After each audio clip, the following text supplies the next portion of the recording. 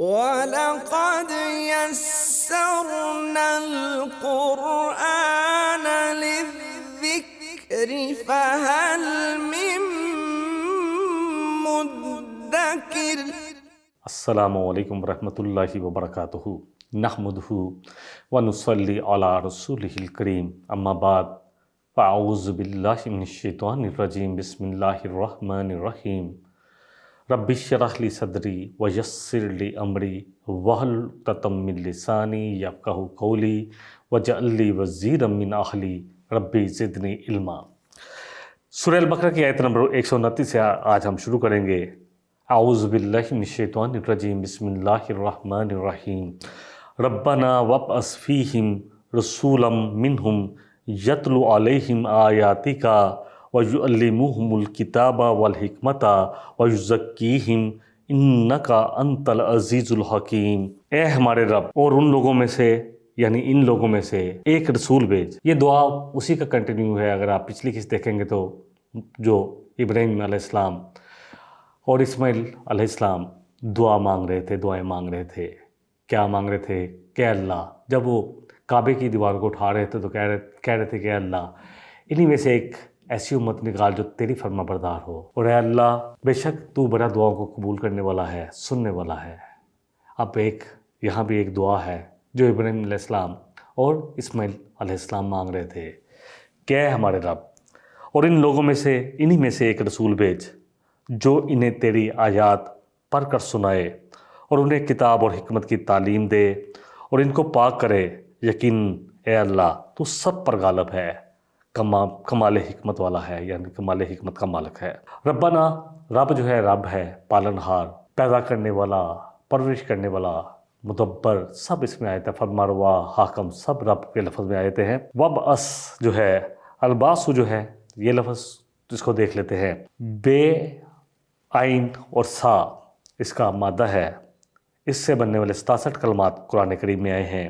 الباسو اصل میں باس کے معنی ہے کسی چیز کو ابارنا اور کسی کو کسی کی طرف بیچنا، اس کے لیے بھی یہ لفظ آتا ہے۔ اور مردوں کے متعلق استعمال ہو تو قبروں سے زندہ کر کے محشر کی طرف چلانا بھی اس سے مراد ہوتا ہے۔ سورہ الانعام کی آیت نمبر جو ہے وہ 36 ہے۔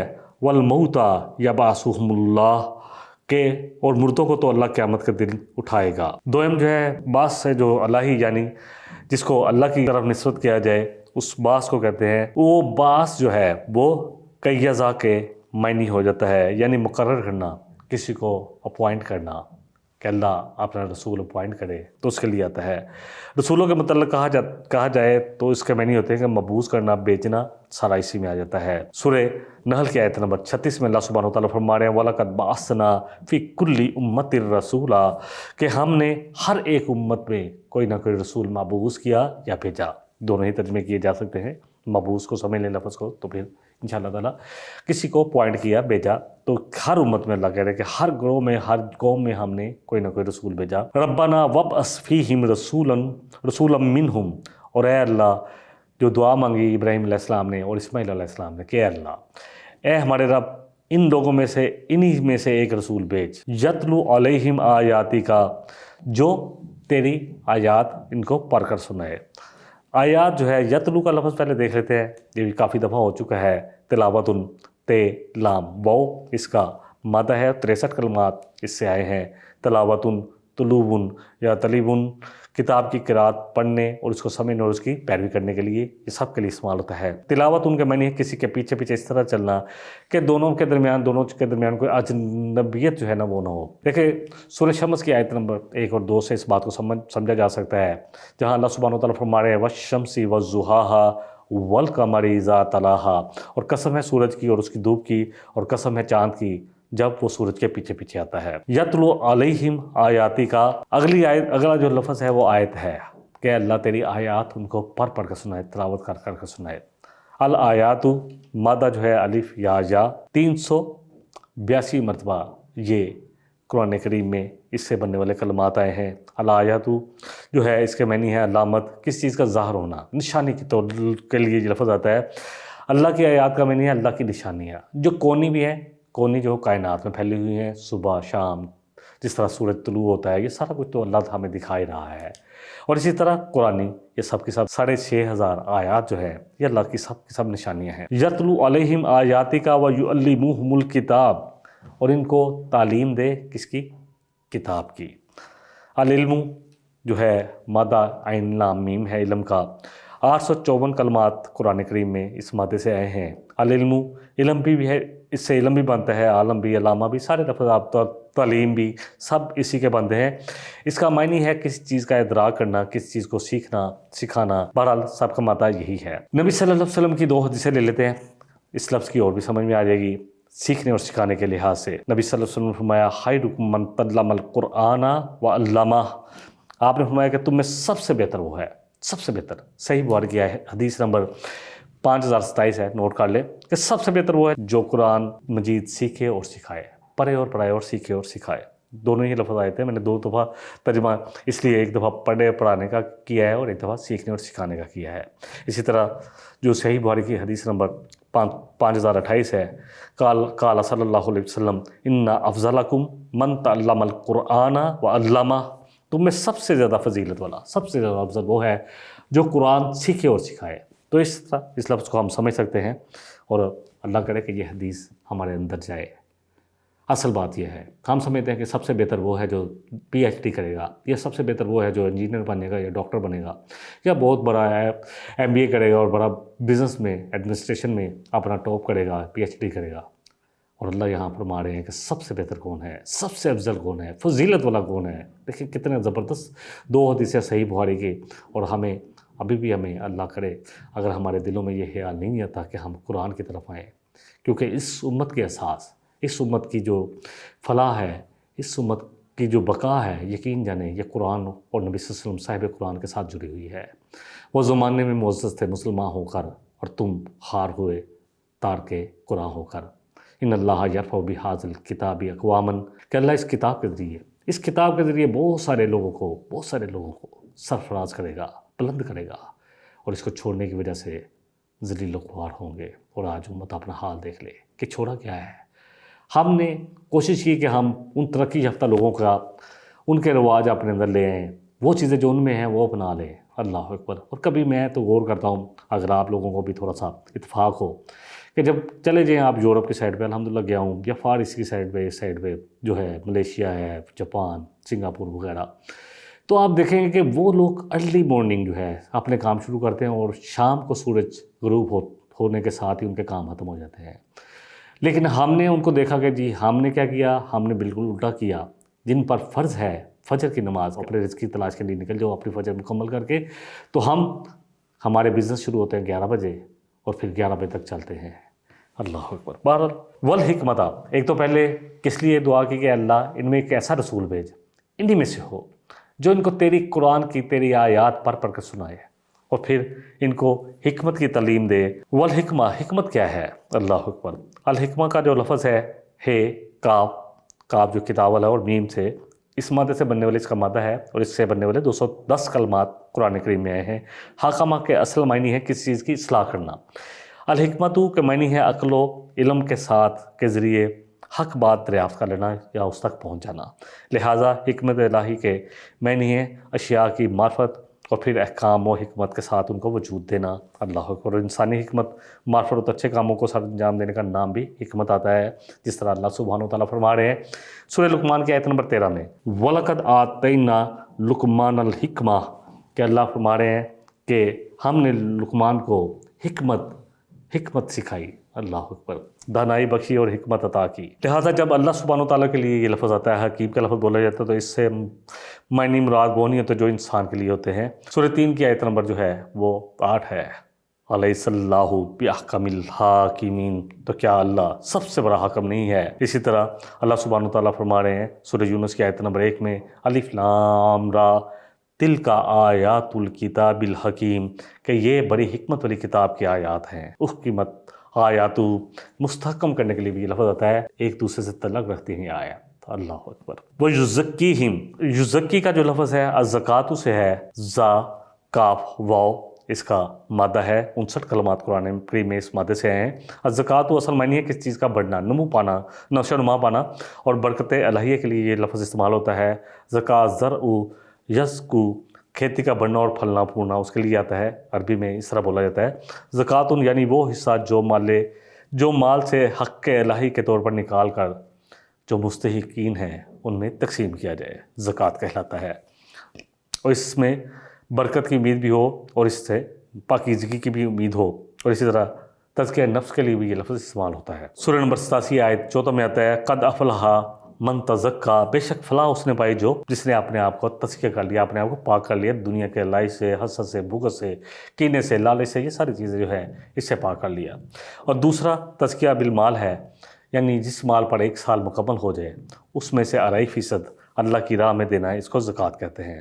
سورہ توبہ کی آیت نمبر 103 میں آتا ہے جہاں اللہ سبحانہ وتعالیٰ فرما رہے ہیں خذ من اموالہم صدقۃ، کہ اللہ کے رسول صلی اللہ علیہ وسلم آپ ان کے مالوں میں سے لے لیں وہ مال صدقے کے طور پہ، تطہروہم وتزکیہم بہا، تاکہ ان کو پاک کرے اور ان کا تزکیہ کرے اس زکوٰۃ کے ذریعے۔ تو زکوٰۃ جو ہے مال کو بھی پاک کرتی ہے اور انسان کا بھی تزکیہ کرتی ہے، نفس کا بھی تزکیہ کرنے کے لیے یہ لفظ استعمال ہوتا ہے۔ انکا انت العزیز الحکیم، العزت جو ہے عین زا مادہ 119 کلمات اس مادے سے ہیں۔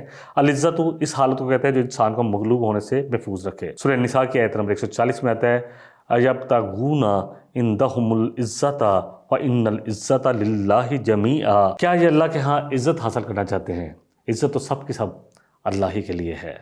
سورہ منافقون میں آتا ہے آیت نمبر 8 میں وَلِلَّهِ الْعِزَّةُ وَلِرَسُولِهِ وَلِلْمُؤْمِنِينَ، عزت تو اللہ اور اس کے رسول اور جو اللہ پر ایمان رکھنے والے ہیں انہی کی ہے۔ اللہ اکبر۔ اور پھر سورہ 7 کی آیت نمبر 2 میں یہ اس طرح بھی آیا ہے، لفظ اس کے مطلب مذمت کے ساتھ آیا ہے، جیسے اللہ فرما رہے ہیں بَلِ الَّذِينَ كَفَرُوا فِي عِزَّةٍ وَشِقَاقٍ، اور جو لوگ انکار کرتے ہیں کافر ہیں وہ غرور اور مخالفت میں پڑے ہوئے ہیں۔ اصل عزت تو وہی ہے جو اللہ کے پاس ہے۔ ہم سمجھتے ہیں کہ دنیا کی ڈگری یا دنیا کا مال ہمیں عزت دے گا، اصل عزت تو وہی ہے جو اللہ کی طرف سے ہو، ورنہ تو جتنی مرضی عزت ہو وہ عزت نہیں ہے۔ اسی طرح سورہ البقرہ کی آیت نمبر 206 میں آتا ہے اَحَذَتْهُ الْعِزَّةُ بِالْإِثْمِ، تو غرور نے اسے گناہوں میں پھنسا دیا۔ اب یہاں پہ لفظ جو ہے یہ تکبر، غرور اور حمیت کے لیے آیا ہے۔ العزیز وہ جو غالب ہو، جسے کوئی مغلوب نہ کر سکے۔ سورہ عنکبوت کی آیت نمبر 26 میں آتا ہے اِنَّهُ هُوَ الْعَزِيزُ الْحَكِيمُ، بے شک اللہ سبحانہ وتعالیٰ خوب غالب ہے، اور ہر چیز پر زبردست کے لیے بھی یہ لفظ آتا ہے کہ زبردست اور غالب ہے۔ پھر یہ لفظ جو ہے انسانوں کے لیے بھی استعمال ہوا ہے۔ سورہ یوسف کی آیت نمبر 88 میں یوسف علیہ السلام کے بھائیوں نے جب کہا یا ایھا العزیز مسنا واہلنا الضر، کہ ہمارے عزیز ہے عزیز، ہمیں اور ہمارے اہل و عیال کو بڑی تکلیف ہے، یعنی بڑی تنگی میں ہیں ہم۔ آل عمران کی آیت نمبر 26 میں آتا ہے وَتُعِزُّ مَن تَشَاءُ وَتُذِلُّ مَن تَشَاءُ، کہ جس کو چاہے اللہ عزت دے اور جس کو چاہے وہ ذلیل کرے۔ بہرحال آیت مکمل ہوئی، اس کا صرف ترجمہ ایک دفعہ کر لیتے ہیں۔ ربنا، اے ہمارے رب، وَابْعَثْ فِیہم رسولا منہم، کہ اللہ مبعوث کر بھیج رسول انہی میں سے، یتلو تلاوت کرے، علیہم ان کے اوپر، آیاتی کا تیری آیات کی، وَیُعَلِّمُہُمُ الْکِتاب اور ان کو کتاب کی تعلیم دے، والحکمت اور حکمت کی تعلیم دے، وَیُزَکِّیہم اور ان کا تزکیہ کرے، اِنَّکَ انت العزیز الحکیم، بے شک اللہ آپ بڑے زبردست ہیں، غالب ہیں، حکمت والے ہیں۔ دیکھیں نبی صلی اللہ علیہ وسلم جو ہے، آپ کی ایک حدیث بھی لے لیتے ہیں، مسند احمد کی حدیث ہے، حدیث کا نمبر 10457 ہے۔ سیدنا ارباز بن ساریہ رضی اللہ عنہ سے مروی ہے کہ نبی رحمت صلی اللہ علیہ وسلم فرمایا کہ میں اللہ تعالیٰ کا وہ بندہ ہوں جس کو ام الکتاب میں اس وقت بھی خاتم النبیین لکھ دیا گیا تھا جب آدم علیہ السلام ابھی تک مٹی کی صورت میں پڑے ہوئے تھے۔ میں اپنے باپ ابراہیم علیہ السلام کی دعا، عیسیٰ علیہ السلام کی بشارت اور اپنی ماں کا وہ خواب ہوں جو میری ماں نے خواب میں دیکھا کہ اس نے دیکھا کہ اس سے ایسا ایک نور نکلا ہے جس نے شام کے محلات روشن کر دیے ہیں، اور نبیوں کی مائیں اسی طرح کی خواب دیکھتی ہیں، اللہ تعالیٰ کی ان پر رحمتیں ہوں۔ اسی طرح ہم اگر دیکھیں کہ یہ تو دعا کی تھی ابراہیم علیہ السلام نے، عیسیٰ علیہ السلام نے کیا بشارت دی تھی، کیونکہ آپ نے کہا کہ میں عیسیٰ علیہ السلام کی بشارت ہوں، ابراہیم علیہ السلام کی دعا ہوں۔ تو سورہ صاف کی آیت نمبر جو ہے، سورہ نمبر 61 ہے، آیت 6 میں آتا ہے عیسیٰ علیہ السلام نے فرمایا انی رسول اللہ الیکم مصدقا لما بین یدی من التوراۃ ومبشرا برسول یاتی من بعد اسمہ احمد۔ جب عیسیٰ علیہ السلام نے ابن مریم نے کہا انی، کہ بے شک میں انی رسول اللہ الیکم کہ میں تمہاری طرف اللہ کی جانب سے رسول بنا کر بھیجا گیا ہوں، مصدق لما بین یدیہ، اور میں تصدیق کرتا ہوں جو تمہارے پاس پہلے سے موجود ہے، اللہ کے کلام، اللہ کی کتابیں، من التورات، جو تورات میں تمہارے پاس پہلے سے موجود ہے، وہ مبشرم برسول یاتی من بعد اسمہ احمد، جو میرے بعد آئے گا، اور ایک رسول کی بشارت دیتا ہوں جو میرے بعد آئے گا اور اس کا نام گرامی احمد ہوگا۔ اللہ اکبر، محمد صلی اللہ علیہ وسلم۔ یہ جو آیت ہے کہ اللہ ان میں سے جو ایسا رسول بھیج، یہ آیت 4 دفعہ تقریباً آئی ہے۔ اس کو 154 نمبر سورہ البقرہ میں بھی ہم انشاءاللہ دیکھیں گے، پھر 164 نمبر جو ہے سورہ آل عمران میں اللہ سبحانہ و تعالیٰ نے مومنوں پر، ایمان والوں پر سب سے بڑا احسان اسی کو گردانا ہے کہ جو آپ صلی اللہ علیہ وسلم کی بعثت مبارک ہے۔ اللہ سبحانہ و تعالیٰ فرما رہے ہیں، آیت نمبر 164 کو پڑھ لیتے ہیں ایک دفعہ۔ لَقَدْ مَنَّ اللَّهُ عَلَى الْمُؤْمِنِينَ، کہ اللہ نے یقیناً بہت بڑا احسان کیا ہے مومنوں پر۔ آپ کا بعثت جو ہے، آپ کا رسول بننا اور آپ کی بعثت مبارک جو اللہ سبحانہ و تعالیٰ نے آپ کو مبعوث کیا مکہ کی طرف، یہ بہت بڑا احسان ہے پوری انسانیت پر۔ اِذْ بَعَثَ فِيهِمْ رَسُولًا مِّنْ أَنفُسِهِمْ، جب اللہ سبحانہ و تعالیٰ نے انہی میں سے ایک رسول، انہی میں سے جو ہے مبعوث فرمایا، یتلو علیہم آیاتہ، جو ان کو اللہ کی آیات، اس کی آیات یعنی اللہ کی آیات پڑھ کر سناتا ہے، وَيُزَكِّيهِمْ، وہاں یزکی کا لفظ بعد میں آتا ہے، لیکن آپ جتنے بھی 3 جگہ 3 مقام پہ جہاں بھی آتا ہے وہ دوسرے نمبر پر، یعنی تلاوت کے بعد سب سے پہلے کس مقصد کیا ہے قرآن کا، کہ یہ انسان کا تزکیہ کرے، اس کو پاک کر دے، اس کو دنیا کا جو لالچ ہے وہ ختم ہو جائے اس کے لیے، پھر جو ہم دنیا ہی کی طرف رہ نہیں چاہتے ہیں، محبت دنیا کی، حب الدنیا وہ ختم ہو جائے، حرص جو ہے وہ ختم ہو جائے، پھر اسی طرح حسد ختم ہو جائے، پھر کینہ، پھر لوگوں سے دعوت رکھنا یا غیبت، یہ ساری چیزوں سے پاک کر دے۔ وَيُعَلِّمُهُمُ الْكِتَابَ وَالْحِكْمَةَ، اور تاکہ ان کو پاک کرے اور ان کو کتاب اور حکمت کی تعلیم دے۔ وَإِنْ كَانُوا مِنْ قَبْلُ لَفِي ضَلَالٍ مُبِينٍ، اور تھے اس سے پہلے یقیناً وہ کھلی گمراہی میں۔ إن هذا القرآن يهدي للتي هي أقوم ويبشر المؤمنين الذين يعملون الصالحات أن لهم أجرا كبيرا